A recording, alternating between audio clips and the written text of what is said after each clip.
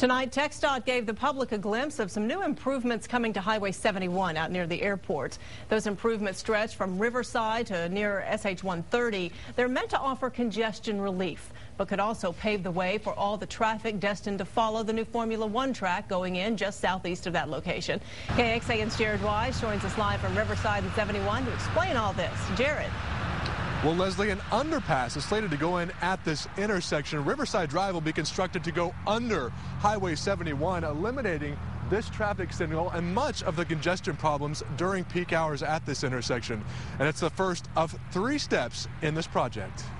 Well, I'm here because my father's land is on 71. Gene Patterson, like many here, came to the TxDOT open house Tuesday evening frustrated with the congestion problems on Highway 71. And the accidents are very bad, too. Besides Riverside getting a makeover, 2 other traffic signals will be eliminated. So if you're traveling east, the first stoplight you would come to would be near FM 973, just east of the airport. And that intersection will be transformed into what's called a super street, basically eliminating left turns. It's an area that definitely needs attention. And John Hurt with TxDOT told us this project was in the works before the Formula One track was even considered. This is one of the things that fortuitously may actually work to help some of that traffic coming out of that area.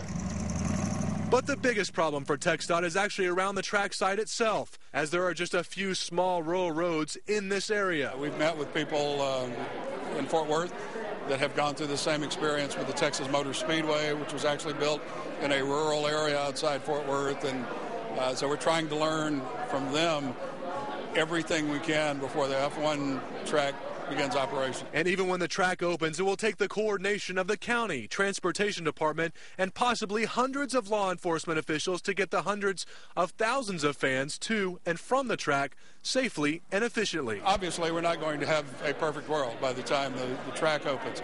We'll do the best we can, but that's going to probably be a multi-year project, just like it was in Fort Worth, to get it where we want it to be, where the conditions are optimal.